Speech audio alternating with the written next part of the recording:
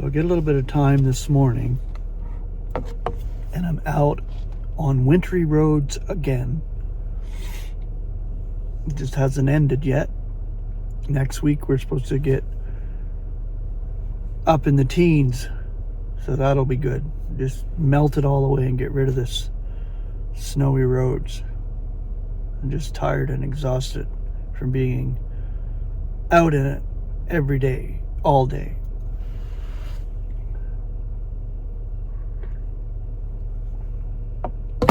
But God gives us the strength to continue on in this eon.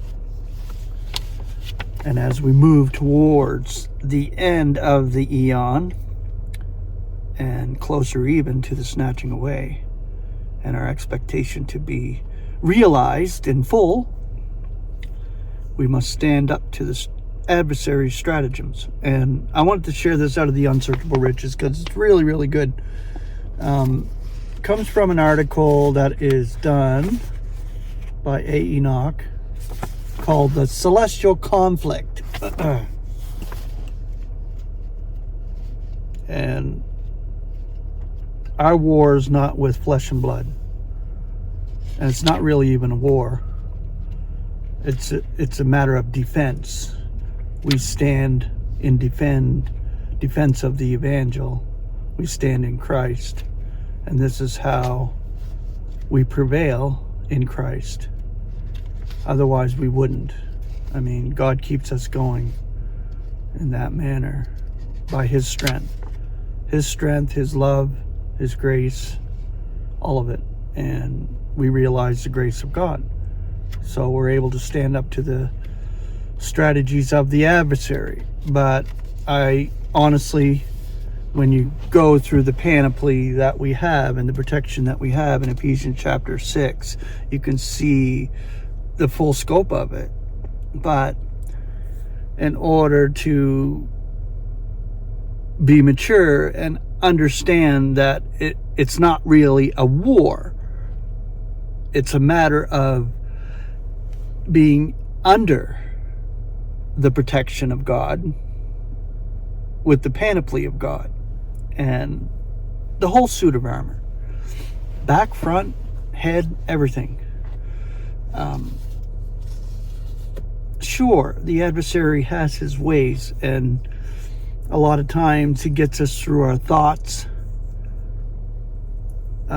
gets us by depression and oppression, because that's exactly what it is. It's oppressive and depressive for most of us. In fact, pretty much all of us, I believe, in the body, true members of the body of Christ, have that suffering on a daily basis. And if you don't, there's something wrong. I mean, if you're bouncing through life and you have no problem at all, well, I don't know about that. I can't see that as a member of the body of Christ being that situation. You all know my pains and strains and struggles because I express them on my channel. I don't hold back when it comes to what I suffer. Pretty much wear it on my sleeve. Always have. And maybe that has not been liked, or not, people don't want to hear it. You bellyache and go on about your miseries. But sometimes you have to vent, and I do vent. Because it's my channel. I can do whatever I want on my channel. And God has given me to do whatever I do on my channel. For the most part, I'm sharing like word studies and doing that. That's my main premise, is to share scripture. But there are times when I just like to chat with you and like do a video like this and just share with you what God has given me. But I will share this out of the Unsearchable Riches magazine, which I get on a quarterly basis from our brother Tony Nungesser. And you can get it as well if you go to concordant.org. It's a quarterly one, so he sends it out however many times a year. But I've been getting them for years, and I still have a library full of the volumes and the individual issues like this. And I love these because you can carry them anywhere. Like, take a walk in the park, Go wherever. You have them, right? It doesn't matter. I gave a few out, like just sitting here before. I just, see somebody and talk about God or something. You just give them one, and why not? This here is called the adversary stratagems. You got to understand, our adversary knows our weaknesses and knows how to get to us. So if we're standing in Christ solidly, we're not given over to his machinations. We stand up with the protection and panoply of God, and under that protection we have the strength of God, the love of God, the grace of God.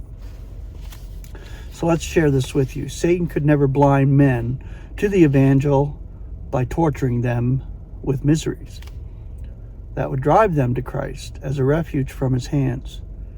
He has learned far better than that. He can lead them on by filling their vision with a promise of prosperity. He does not gain their allegiance by siding with wrong. By propaganda for justice and peace, he finds multitudes to applaud his measures and support his pretensions. Such is his course with the unbelievers, especially with the self-righteous, church-going religionist. And there's plenty of them. How does he behave toward the saints? Here also, the danger lies in his strategy. And that's what it is, stratagems of the adversary. The heart fails as we see multitudes of Christ's members become Satan's eager instruments for the reformation and moral uplift of mankind.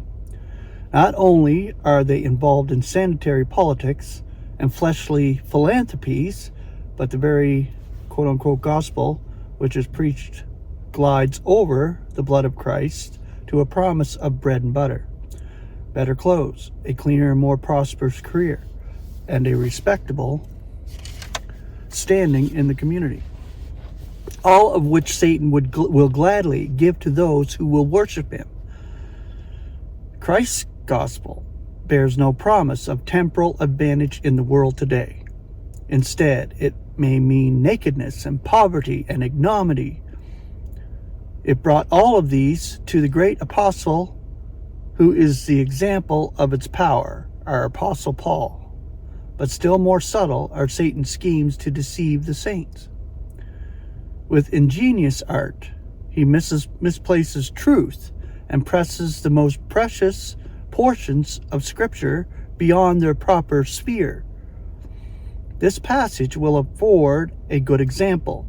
All saints acknowledge the power of the blood of Christ. In God's presence, the blood is everything, but has it a place in this conflict? Does it avail in the sight of the adversary?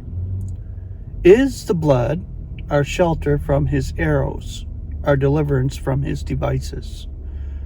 For our protection in this warfare, God has given us a spiritual armor. It consists of truth, righteousness, peace, faith. This is not the place for the blood.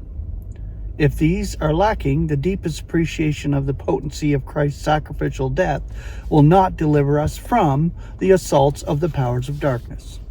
This illustration will help to explain why some who seem to give the blood a place we do not accord it now, fall in line with the adversary's program and are deceived by his consummate imitations of physical and spiritual endowments. These are latent in the sacrifice of Christ, but the time for their realization has not yet arrived. These graces are connected with an earthly allotment, not with the celestial holdings which belong to us. These are spiritual. We are given spiritual blessings among the celestials.